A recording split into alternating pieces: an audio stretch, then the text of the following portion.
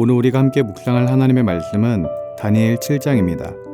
말씀 봉독은 13절부터 14절까지 하겠습니다.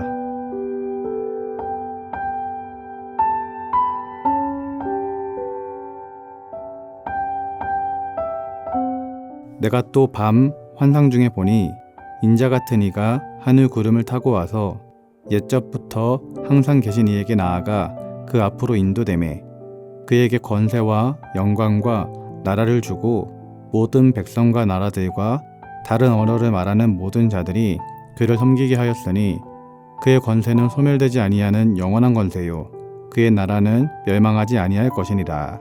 아멘.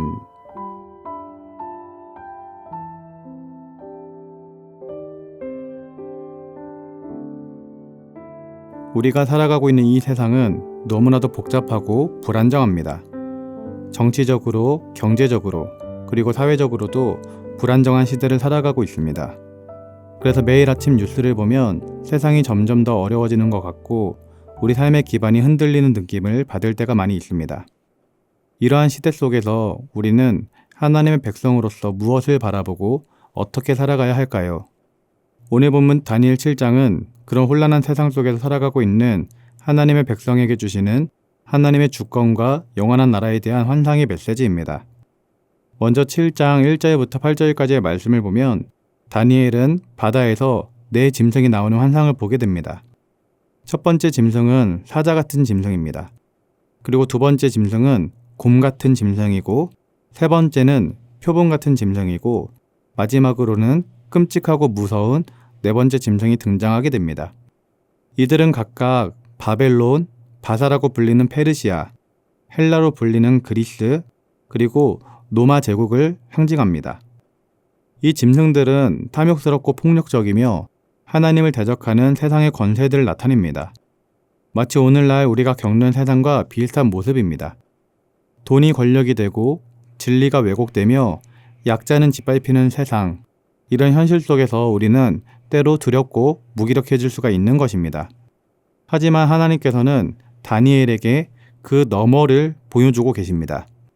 오늘 본문 13절 말씀을 보면 내가 또 밤 환상 중에 보니 인자 같은 이가 하늘 구름을 타고 와서 옛적부터 항상 계신 이에게 나아가 그 앞으로 인도되매 이렇게 기록되어 있습니다. 지금 읽은 말씀을 보면 인자 같은 이가 구름을 타고 왔다라고 말합니다. 이는 예수님을 상징하는 것입니다. 그리고 옛적부터 항상 계셨던 이는 하나님을 말하는 것입니다. 따라서 지금 읽은 구절은 예수님께서 하늘 구름을 타고 와서 옛적부터 항상 계셨던 하나님 앞으로 나오는 모습을 보여주는 것입니다. 그리고 이어지는 14절 말씀을 보면 예수님에게 권세와 영광과 나라가 주어졌다라고 기록되어 있습니다. 모든 백성과 나라들이 예수님을 섬기게 되며 그의 나라는 영원하고 멸망하지 않는다라고 나와 있습니다. 이것이 바로 하나님의 나라입니다. 세상 나라는 일어났다가도 사라지지만 하나님의 나라는 끝이 없는 것입니다. 오늘 말씀을 통해 우리가 깨달을 수 있는 점이 하나가 있습니다.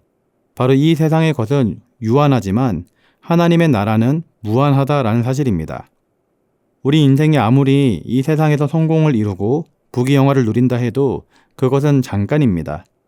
오늘 본문에 무서운 짐승으로 소개되었던 바벨론, 페르시아, 그리스, 로마도 결국에는 무너졌습니다.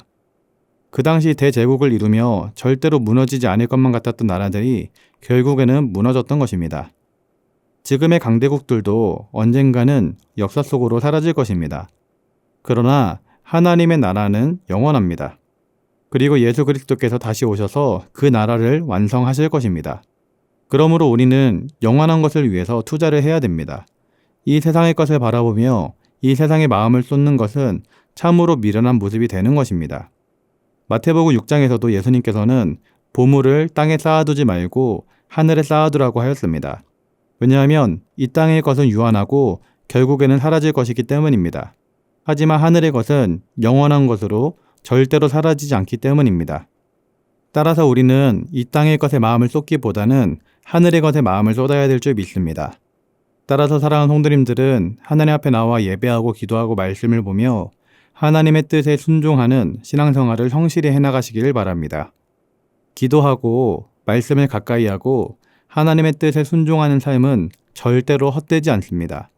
왜냐하면 그 모든 신앙의 행위가 바로 하늘의 보물을 쌓아두는 것이기 때문입니다. 미국의 어떤 장로님이 미국 뉴욕의 한 박물관에 다녀온 뒤에 깨달은 게 있다라며 간증을 한 적이 있습니다. 그곳에는 고대 바벨론 제국, 페르시아 제국, 로마 제국의 유물들이 전시되어 있었습니다. 금으로 만든 왕관, 화려한 갑옷들, 위대한 왕들의 이름이 새겨진 척판들까지 한때는 온 세상을 지배했던 제국들이었습니다. 그런데 이상한 건 그 모든 유물 위에 공통적으로 붙은 설명의 문구가 무엇이었느냐? 멸망한 왕국의 유산, 역사 속으로 사라진 제국, 이와 같은 문구들이었습니다. 그 장로님은 순간 마음속으로 이런 생각이 들었다고 합니다. 그토록 위대해 보였던 나라들도 결국에는 다들 무너지는구나. 결국에는 사라지는구나. 그러면서 그 장로님은 내가 속하게 된 하나님의 나라는 절대로 멸망하지 않을 영원한 나라라는 것을 깨달으며 하나님께 감사하고 하나님께 영광 올려드렸다고 합니다. 사랑하는 성도 여러분, 이 세상에서 우리가 의지하고 있는 권력과 돈, 명예, 인간관계 등 이 모든 것은 결국에는 다 사라질 것입니다. 하지만 우리가 섬기는 하나님, 그리고 그분의 나라는 영원히 무너지지 않습니다.